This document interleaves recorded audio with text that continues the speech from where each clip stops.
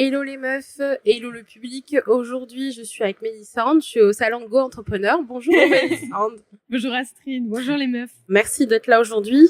Alors, tu es la fondatrice de la paire de baskets qui ne piétine pas la planète. Est-ce que tu peux nous en dire un petit peu plus sur ton entreprise et ce que tu proposes? Alors du coup, j'ai créé Econote il y a 5 ans, un tout petit peu avant le Covid. Donc ce sont des baskets en matière 100% recyclée, avec du cuir recyclé, du plastique recyclé pour la semelle, des laces en coton bio et un terrain de semelle à mémoire de forme en liège. Et pour tout ça, j'ai eu le prix du concours Lépine l'année dernière en 2024. Donc voilà, donc je suis assez fière de mes paires de chaussures 100% recyclées qui piétinent pas la planète du coup. Comment t'as eu l'idée de créer ta paire de baskets? Comment l'idée t'est arrivée? Est-ce que t'étais déjà dans le domaine? Non, pas du tout. J'ai jamais vendu de paires de chaussures de ma vie. Avant, j'étais dans la joaillerie, dans la haute joaillerie. Et j'ai basculé dans l'entrepreneuriat parce que j'ai fait tous mes stages d'école de commerce avec des entrepreneurs. Et je me suis vraiment sentie à ma place à ces moments-là et pas dans mon job de CDI salariat. Donc, je me suis lancée dans un des projets que j'avais en école de commerce qui était des baskets éco-responsables en cuir tanné végétal pour le coup. Le cuir recyclé n'existait pas. Et j'ai repris ce sujet-là et j'en ai créé Econote après bien 1 an de création, de recherche. Voilà, j'avais rien à perdre à tenter ma chance. D'accord, donc tu travaillais dans la joaillerie, donc rien à voir avec les baskets. Tu as décidé de lancer ton entreprise. Qu'est-ce qui a créé le déclic? En fait, tu t'es dit, en fait, je suis pas à ma place. C'est parce que tu étais déjà avec des entrepreneurs et que tu te rendais compte que ce mode de vie te convenait pas, ou est-ce que tu t'es rendu compte que ta philosophie de vie n'était pas celle que tu avais à ce moment-là? Alors en fait, j'ai toujours eu un truc, c'est que dès qu'on me demandait ce que je voulais faire plus tard, moi je disais que je voulais être heureuse. Donc je savais pas ce que je voulais faire, mais je voulais juste être heureuse et pas me dire je vais au boulot le matin, avoir la barre du dimanche soir en me disant la semaine qui commence. J'ai jamais voulu ça. Et en fait, en étant salariat, pourtant c'était le job de mes rêves en joaillerie. J'adore ça, c'est ma passion. Et au final, j'étais pas du tout heureuse. Je pleurais tous les soirs. On me laissait pas. Moi, je suis un vrai couteau suisse. Je suis pas forcément bonne dans un domaine. Je suis touche à tout. J'adore apprendre. Et en fait, j'étais dans un carcan qui me convenait pas du tout. Et d'un seul coup, je suis assez impulsive quand je dois prendre une décision pour moi. Et d'un seul coup, j'ai démissionné et je suis partie sans savoir trop ce que je voulais faire. Surtout avec le regard de la famille qui se dit c'est bon, la fille elle est bien, elle a un CDI dans un gros groupe, c'est génial, on pense plus, son avenir est tracé. Et puis là d'un seul coup j'en vois tout valser et puis je sais pas ce que je veux faire. D'accord. En plus je démissionne, donc j'ai eu le droit à aucune aide de l'État pour la création de ma boîte. Mais bon, j'avais pas d'emprunt, pas d'enfant, pas de mari, rien, donc c'était maintenant qu'il fallait que je me lance, sinon j'allais jamais le faire. Donc c'est pour ça que j'ai pris la décision de le faire. Et le Covid m'a un peu aidée parce que j'avais déjà déposé le dossier de la création de la marque. Mais le Covid a fait mûrir en fait l'idée au lieu de me précipiter parce que tout était fermé de toute façon. Et Econote est né comme ça, donc c'était vraiment plus un déclic. Et aujourd'hui, je sais que je suis à ma place, je sais que je suis entrepreneuse dans l'âme, touche à tout, couteau suisse, aller dans tous les sens, être submergée de travail, travailler pour moi, être libre. Tout ça, c'est extraordinaire. Oui, c'est tout ce qui englobe en fait l'aspect entrepreneurial dans lequel tu t'es retrouvée finalement. Oui, apprendre tous les jours. Là, en ce moment, j'apprends le métier de manageuse. J'avais jamais été manager avant. Maintenant, on va dire que je suis une vieille entrepreneuse. Ça fait 5 ans, mais j'ai grandi, j'ai mûri avec ma boîte et c'est génial, quoi. C'est la meilleure expérience. C'est la meilleure expérience. Et quand tu t'es dit que tu allais lancer ta marque de chaussures éco-responsable, par quoi tu as commencé? Alors par quoi j'ai commencé? Déjà, j'ai commencé par essayer de trouver ma distinction par rapport aux autres, parce qu'il y a quand même plein de marques de chaussures. Donc qu'est-ce que moi je voulais faire de différent? Après, il y a 5 ans, je mettais aucune paire de baskets. J'ai eu plus d'une centaine de paires à talons chez moi. J'ai jamais eu de Stan Smith dans mon placard. J'ai vraiment from scratch, quoi. J'ai créé la marque de baskets qui moi me convenait. J'achète rien sur Internet et je vends que sur Internet. Donc je suis l'opposé de mon client, quoi. D'accord. Et je pense que c'est une grande force parce que j'essaie de penser à tous les petits détails qui moi me freinent pour l'achat, par exemple sur un e-commerce, ou alors qui me freinent pour acheter des baskets. Donc c'est pour ça que je voulais du confort. Vraiment, je voulais du confort. Donc j'ai créé ma propre semelle avec un podologue pour avoir vraiment des chaussures chaussons, on va dire. L'arrière du talon, j'ai enlevé la surpiqûre, alors que toutes les baskets il y a une surpiqûre. Donc j'ai vraiment essayé avec ma manufacture de créer mon propre arrière de basket. Devant, j'ai déplacé la couture pour l'allus valgus pour pas que ça fasse mal. Donc j'ai essayé vraiment de penser à des chaussures tout terrain pour tous les jours, qui puissent vraiment s'adapter à tout et qui sont quand même élégantes. Moi, j'adore être en robe, en jupe, etc. Et je voyais pas des baskets avec ça. Et au final, avec une petite touche de doré, une petite touche de jaune, ça passe toujours mieux. Donc j'ai vraiment créé la paire de chaussures que j'aurais aimé trouver sur le marché, que je trouvais pas. Donc je suis déjà partie de ça, de la création du design, de pourquoi je fais ça. Et après, j'ai été chercher des matières très éco-responsables et j'ai évolué avec ma marque sur les matières parce que ça évolue tous les jours. Est-ce que tu t'es fait accompagner par un designer, par quelqu'un pour la conception des chaussures, ou c'est vraiment quand t'as trouvé la manufacture qui travaillait avec toi que t'as travaillé sur le design? Non, c'est moi qui ai dessiné les chaussures à la base. Alors je suis pas designeuse pour un sou, oui. mais j'adore dessiner depuis que je suis toute petite et je peins beaucoup. J'ai plein de tableaux chez moi. Ma chambre est remplie de tableaux, c'est une catastrophe, on dirait une galerie d'art. Et c'est moi qui dessine tous les modèles, qui a emmené ça à la manufacture. Par contre, eux là-bas, ils ont un modéliste qui ont réussi à me le faire en 3D, qui m'ont dit là ça va pas, c'est pas possible, c'est inenvisageable, etc. Et après, c'est en fonction des matières qu'on pouvait trouver les couleurs qui allaient avec. Parce que dans le recyclé, il y a beaucoup de contraintes de couleurs.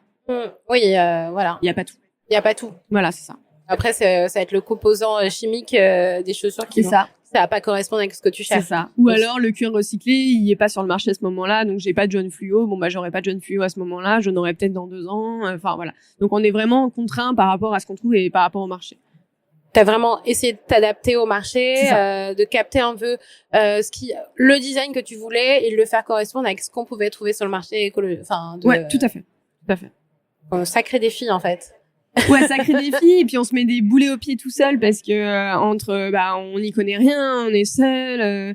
On veut faire. Du coup, moi, je fais fabriquer au Portugal parce que c'est les meilleurs dans le savoir-faire du soulier aujourd'hui. Ils sont moins chers que la France. Et puis à l'époque, les Français m'ont clairement fermé la porte parce que j'étais trop jeune, j'étais une femme. Enfin bref, voilà tous les trucs. Ouais, j'allais y revenir après. Ouais, voilà, ça c'est sympathique. Et du coup, le Portugal, ils m'ont ouvert grand les bras, donc j'ai été au Portugal et j'en suis très contente parce que ma manufacture, c'est une petite manufacture familiale. Il y a le papa, les 2 enfants. Ils sont hyper bons dans leur domaine. Ils essayent vraiment de chercher avec moi les meilleures solutions en recyclé, ce qui est pas donné non plus. Donc voilà, il y a pas mal de défis, ouais. Oui, ça a vraiment été une rencontre avec tes fournisseurs. Justement, on va en parler. Comment t'as fait pour justement trouver tes premiers fournisseurs? Parce que je sais que c'est le gros problème quand on lance une marque, quand on veut faire fabriquer en France, quand on a envie d'avoir quelque chose d'écologique, de respectable, de respectueux en termes d'empreinte carbone, etc. Comment t'as trouvé tes premiers fournisseurs déjà d'une part, et d'autre part, comment t'as réussi à les convaincre? Parce que je sais que quand on n'a pas de gros volume, on n'intéresse pas. Alors oui, j'ai été chercher en France, comme moi là-bas, je voulais vraiment faire des chaussures françaises. Malheureusement, la mentalité a dû changer, j'espère. Mais il y a 5 ans, pas du tout. Et en ayant moins de 25 ans, seule, une femme, enfin vraiment, j'ai tout pris ce genre de remarques dans la tête. Mais face à face, quoi. Donc c'était assez violent. Donc je me suis dit, c'est pas grave. Ils viendront quémander mes chaussures après quand je ferai des milliers de volumes de chaussures. Non, mais sinon, après, j'ai été au Portugal parce que je savais que les souliers étaient vraiment faits au Portugal. Et par contre, les Portugais ont un annuaire énorme de manufacture. Et dès que j'ai voulu demander, ils m'ont envoyé l'annuaire, en fait. Et après, c'est moi qui ai envoyé des messages aux manufactures qui faisaient déjà des baskets. Il y en a qui sont spécialisés dans les souliers de marche, les souliers, les bottes, les escarpins. Donc, c'est vraiment des savoir-faire différents. Et la manufacture, ça a été vraiment sur le feeling. Et moi, j'ai été vraiment prise par la fille qui est un peu plus jeune que moi et qui arrivait dans la boîte de son père pour travailler avec. Donc j'étais son premier portefeuille client en fait. D'accord. Donc c'est pour ça qu'elle était hyper contente de m'avoir parce qu'elle a cru en moi comme elle. Enfin moi j'ai cru en elle. Oui. C'est un peu du donnant-donnant. Et en plus, le recyclé, lui l'a touché plus que même son papa. C'est une question de génération aussi, voilà, je pense. C'est ça. Donc, elle s'est prise à partie, en fait. Et je pense qu'elle a bien fait, parce que 5 ans après, on commande toujours chez elle et on commande des volumes de plus en plus gros. On crée des nouveaux modèles aussi. Donc je pense que c'est une collaboration. Ouais, c'est une vraie collaboration. Oui. On n'est pas sur un modèle, je suis cliente, toi t'es fournisseur, mais vraiment c'est une collaboration où vous co-créez finalement. Oui, on co-crée ensemble. Voilà. Il y a quand même l'aspect fournisseur, mais on co-crée vraiment beaucoup ensemble. Oui, c'est vraiment une collaboration.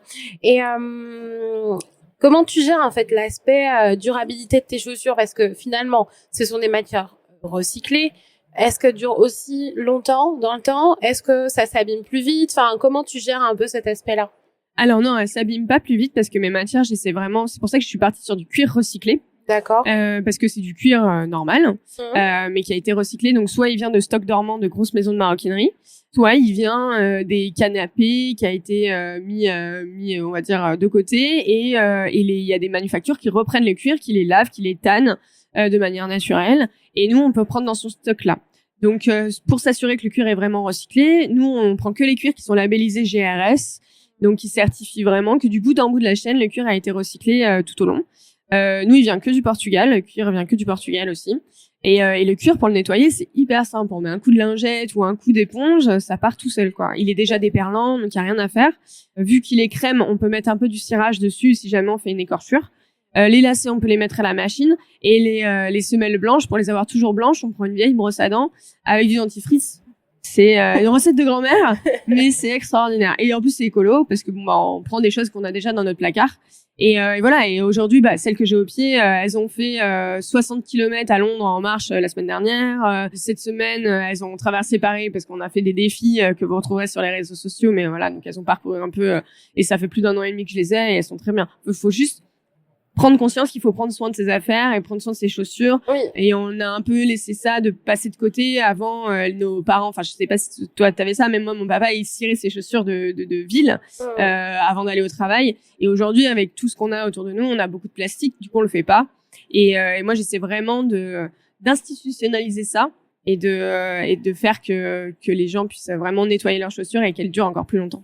D'accord. Parce que les sneakers, c'est vraiment, enfin, les chaussures, généralement, c'est les chaussures qu'on porte tous les jours. Finalement, une paire de baskets, t'as vite fait de les prendre, de les passer à la machine. Alors que toi, ce que tu conseilles, c'est vraiment de s'en occuper comme on s'occupe des chaussures de ville. C'est ça, comme les chaussures de ville, ou aussi les sacs à main, etc. En fait, vu que mes matières sont quand même nobles, elles peuvent durer très très longtemps si on en prend soin.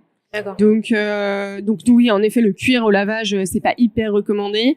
Donc la machine, faut éviter. Mais ça prendra tout autant de temps. Voilà, un dimanche soir, avant de commencer la semaine, hop, on fait un coup d'éponge sur les chaussures et elles sont reparties pour un tour, quoi. En fait, c'est vraiment pas compliqué. Oui. C'est comme pour les chaussures C'est ça. On passe pas les chaussures de ville à la machine, hein. Non, vaut mieux pas. Surtout pas. On aura de la charpie après.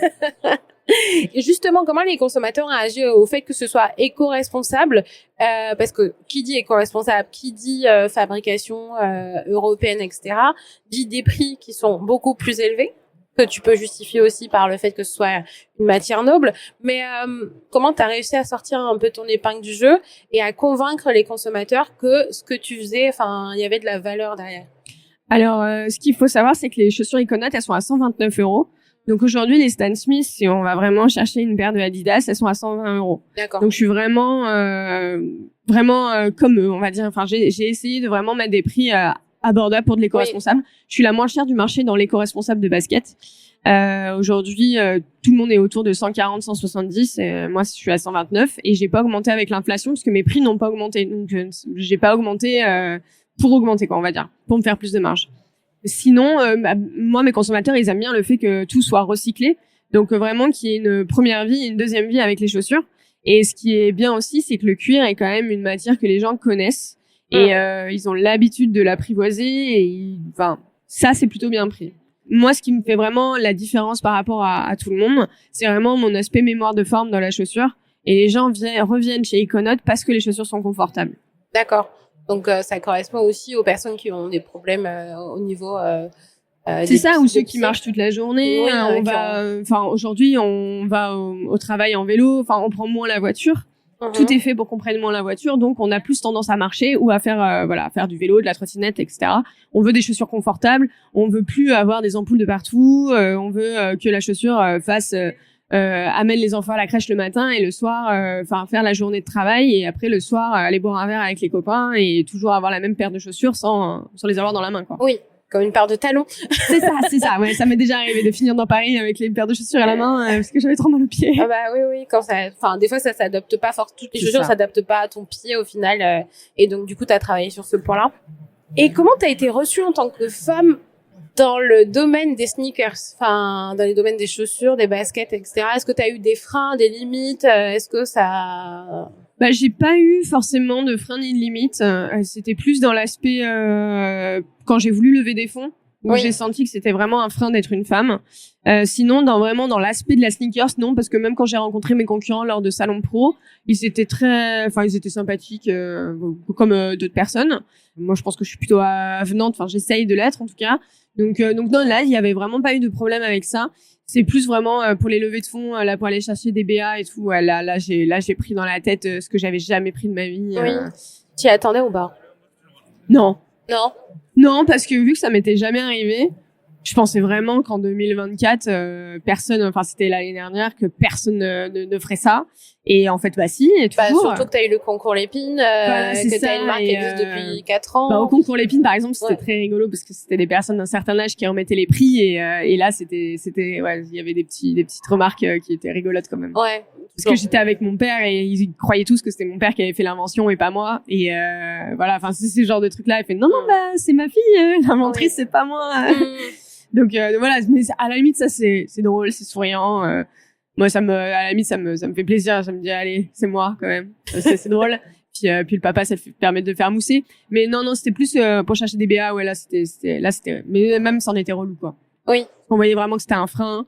Avec des questions. T'arrivais ou c'était par rapport aux questions? Non, c'était les questions. On me laissait parler, je pitchais, et puis à la fin, les questions, c'était et quand est-ce que vous allez vouloir faire un enfant? Parce que vu que vous êtes la seule fondatrice, si vous êtes plus là, qui c'est qui sera là? Après, c'est des questions qui en soi sont pas bêtes, mais la manière dont elles sont posées ne sont pas intelligentes, et surtout ça ne les regarde pas. Bah oui. Et voilà, donc voilà, c'est ce genre de questions-là. À la limite, je savais même pas quoi répondre parce que. Sidération, en fait. Voilà, ça. Vous êtes vraiment en train de me poser cette question-là? Enfin, c'était plus ça ma réaction. D'accord. Donc, vraiment. Waouh. Voilà. Ok. Non, mais, ok. Donc, le jour où vous pitchez, attendez-vous à ce genre de questions. C'est ça. Et quand on est toute seule et qu'on est une femme, il y aura la petite question. Moi, il arrive quand votre associé. Elle fait plaisir, celle-là aussi. Ah ouais, mais, je pense que tu peux sortir un recueil avec les petites phrases. Je pense que toutes les femmes entrepreneuses on pourrait tous sortir un recueil, ouais. Oui, quand tu veux lever des fonds, quoi répondre? Bah ouais, tu fais un truc, les questions un peu what the fuck, quoi. Ouais, moi j'avais répondu un peu à côté de la plaque, comme la question me paraissait aussi être un peu lunaire, j'ai fait un peu la même chose, quoi. Ouais. Bon, j'ai quelques petites réponses, mais je te les donnerai après. Et comment tu t'es sentie quand tu t'es lancée dans le grand bain, par exemple, quand tu as lancé ta campagne de crowdfunding? Est-ce que tu te rappelles de ce sentiment quand tu t'es dit bon, je quitte mon job, je quitte tout et voilà, je me lance c'était dans l'aventure. Mais ça l'est tous les jours. Hein. Oui. En vrai, c'est très très dur d'être entrepreneur. Enfin, ça, je veux pas du tout le cacher parce que c'est clairement pas fait pour tout le monde. D'ailleurs, on le voit assez rapidement. Mais par contre, c'est jouissif, quoi. C'est se mettre toujours des challenges, y arriver. En fait, moi, je suis très partisane de fêter toutes les victoires. J'ai eu mon comptable, j'ai fêté la victoire d'avoir un comptable. Enfin, c'était vraiment genre step by step parce qu'il y a tellement de moments down que si on fête pas les petites victoires, on n'y arrive pas, en fait. On n'arrive pas à passer outre. Et moi, j'essaie vraiment d'insuffler ça, même autour de moi, des amis entrepreneurs qui arrivent pas. En fait, ils sont déjà dans l'étape d'après et pas à prendre conscience de ce qu'ils ont déjà fait. Oui. Et du coup, ils se valorisent pas. Ils se disent ouais, mais il reste trop à faire, etc. Et ils avancent moins vite parce qu'ils n'arrivent pas à prendre conscience que ce qu'ils font déjà, c'est ouf et qu'il y a des étapes de dingue. Par exemple, dans la levée de fonds, si on fait des BSAR, donc c'est des investisseurs qui viennent en amont de la levée de fonds, on les close. T'as quand même réussi à lever 50 000 €, c'est extraordinaire. C'est bien, on fait ça. On n'est pas obligé de fêter ça autour de l'alcool, hein, c'est pas ça que je dis. Petite danse de la joie. Moi, je suis très partisane de la danse de la joie. Et franchement, c'est vivifiant. Et après, on peut passer à autre chose. Mais on a acté ça dans notre tête pour aller à l'étape d'après. Donc ouais, le crowdfunding, c'était dingue. Voir mes petites baskets un peu partout, recevoir les prototypes. Là, je dois recevoir un prototype demain. Je suis excitée comme une enfant avant Noël, quoi. C'est ça, quoi. Là, j'ai sorti mon nouveau branding avec un nouveau logo, un nouveau slogan. Là, on est sur le site internet qui va sortir entre aujourd'hui ou demain. Donc ouais, non, tout ça, c'est hyper excitant. Je dors pas. Enfin, c'est excitant positivement. Ça t'embarque, ça te permet, ça embarque et ça donne envie d'aller plus loin. Puis t'as envie que les autres le voient, voir tout le travail. Là, tout le nouveau logo, ça fait plus de 6 mois qu'on y réfléchit, qu'on y pense. Donc moi, j'ai déjà fait le chemin dans ma tête, mais il faut maintenant le montrer. Donc ouais, non, c'est extraordinaire. Et t'étais seule jusqu'à l'année dernière? C'est ça, si je me trompe pas. Ouais. J'ai réussi à faire ma levée de fonds grâce à un post LinkedIn l'année dernière. Donc, je racontais mes déboires en mode je suis prête à fermer ma boîte parce qu'en fait j'ai plus de cash et vu que j'ai du produit c'est compliqué. Malgré que toute ma croissance est au vert, tout le marché est là et c'est ok. Ça fait 4 ans que je le ponce quoi. Et les clients sont là, ils en redemandent. Mais j'avais pas d'investisseurs et j'ai fait un post LinkedIn qui a très très bien marché. J'ai trouvé mes invests grâce à ça. Et grâce à ma levée de fonds, j'ai réussi à embaucher une bras droit en CDI, cadre, avec moi. Donc maintenant on est 2 dans la boîte. Et là, aujourd'hui, en plus, on a des stagiaires. Donc on est une petite équipe de meufs, d'ailleurs. Oui. C'était pas forcément voulu d'avoir que des nanas, mais c'est que des nanas qui sont là. Donc voilà, donc là, c'est encore mieux parce que on peut profiter de tout ça ensemble. On peut fêter les petites victoires ensemble aussi.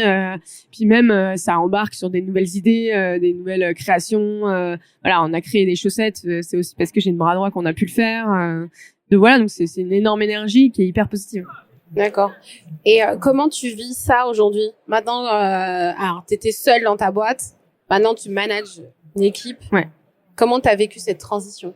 C'était pas facile, honnêtement. Oui. C'était pas facile parce que j'ai jamais été manageuse avant dans même mes jobs étudiants ou quoi. C'était toujours moi qui étais managée.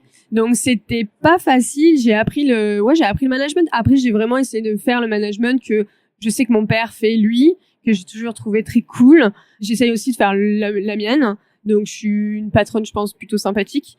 J'essaye d'adapter vraiment les horaires pour que les gens soient les plus performants possibles, mais qu'ils soient les plus positifs aussi par rapport à ce qu'ils font.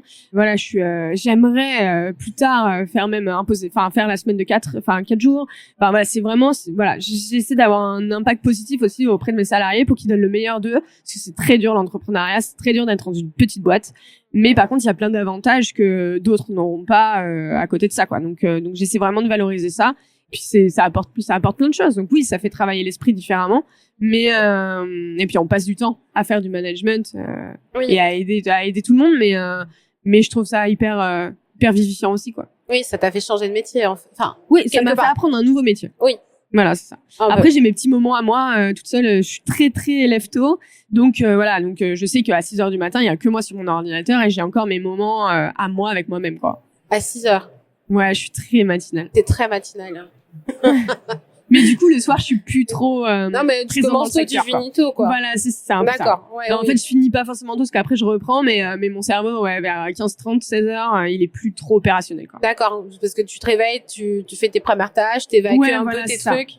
Et après, tu prends du temps pour toi. Ouais, c'est ça, je prends du temps pour moi et après, je reviens au travail à la limite vers 18h. Mais puis vu que j'habite très loin de Paris, j'essaie comme ça d'intercaler avec les bouchons parisiens, qui sont quand même assez compliqués à gérer. Donc voilà, puis en fait, je me suis aussi comprise, vu que j'ai créé ma boîte, la seule liberté que j'ai, c'est d'avoir de la liberté, justement. Et du coup, je m'impose pas des horaires, 9h, 19h. C'est pas moi, donc du coup, je fais à ma sauce. À ton rythme. Voilà, et j'essaie le management que ça soit à peu près de la même manière. Il y en a qui sont plus tardifs, ils arrivent à 10h30, c'est ok. Par contre, tu pars vers 18h30, 19. Et au milieu, on est ensemble pour travailler ensemble sur les sujets qui sont importants. Et je trouve que c'est une méthode de fonctionnement qui est mieux que si on impose un rythme alors qu'on l'est pas, quoi. Oui. Et quels sont tes projets? Qu'est-ce que tu as envie de mettre en place? Là, du coup, si jamais vous voulez suivre sur les réseaux sociaux, du coup, tout change en termes de branding, donc en termes d'image de marque. Donc, on est vraiment passé sur du conçu pour celles et ceux qui sont prêts à oser tous les défis. Tout le mois d'avril, on va faire un défi, 2 défis par semaine sur les comptes des réseaux sociaux où on va même pouvoir faire gagner des paires de chaussures aux gens, voilà. Va y avoir un nouveau modèle qui va arriver. D'accord. Qui sera encore plus poussé en termes d'écologie et surtout en termes de technique. Donc voilà, j'en dis pas plus. Oui, tu nous fais du teasing. Je fais du teasing un peu, c'est la première fois que je le dis, donc voilà. Ouais. Mais donc on en est très très fiers. On a mis plus d'1 an et demi à le créer, donc c'est un beau bébé quoi. Puis vraiment dans le long terme, moi je vais aller chercher Nike et lui faire peur quoi. Ok, moi je suis là pour voir.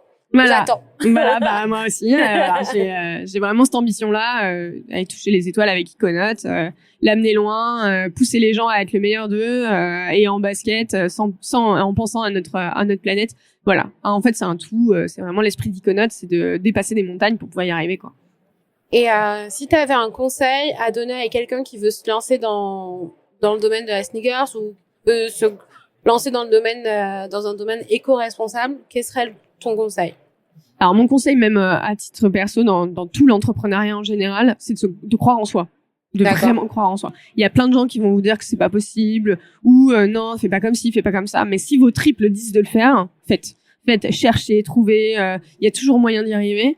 Là, la nouvelle basket tout terrain, la semelle, elle est dans une matière que tout le monde m'a dit c'est pas possible. Bah si, c'est possible. On l'a fait. C'est possible. Okay. Donc tout est possible. Voilà, je viens d'un petit village au fin fond du 91. J'ai fait toute seule, donc je suis pas Michelle Obama, mais j'essaye avec ma petite de rouler ma bosse et d'y arriver. Et honnêtement, je pense, je suis contente de là où j'en suis et c'est parce que j'ai cru en moi de temps en temps, et même si de temps en temps je n'ai plus confiance en moi, j'essaie de me rappeler que j'ai réussi. Ouais, pourquoi j'ai fait ça, et puis pour aider les autres, pour être là et voilà, s'entourer, c'est bien, mais se faire confiance, vraiment se faire confiance à ses tripes. Si on le sent, il faut y aller. Ok. Voilà. Ah bah merci Mélissa. Merci Astrid. Ravi de vous avoir eu avec nous ce matin. Merci à Go Entrepreneur. Si vous voulez suivre le podcast, c'est Business de Meuf. Retrouvez-nous sur les réseaux sociaux. Mélissa, est-ce que tu as une actu? Oui, t'as ton actualité avec tout le mois d'avril. C'est ça, ouais. Est-ce que t'as d'autres choses qui vont arriver dans les prochains Oui, je vais être au concours Lépine encore cette année, mais en hors concours. Donc si jamais les gens veulent venir nous voir et essayer nos paires de chaussures, c'est le moment. C'est à la foire de Paris du 30 avril au 11 mai. Donc pendant tous les ponts. Donc si jamais le 1er mai vous savez pas quoi faire, hop, foire de Paris. Et vous pouvez venir essayer nos petites chaussures, et puis vous aurez des petites nouvelles du coup du nouveau modèle qui sera présent sur place. Donc il faut y aller. Et puis il y a les défis sur les réseaux sociaux et le nouveau branding. Donc allez nous dire ce que vous en pensez. Et voilà, ça s'appelle Iconote. Merci beaucoup d'avoir écouté. Merci beaucoup.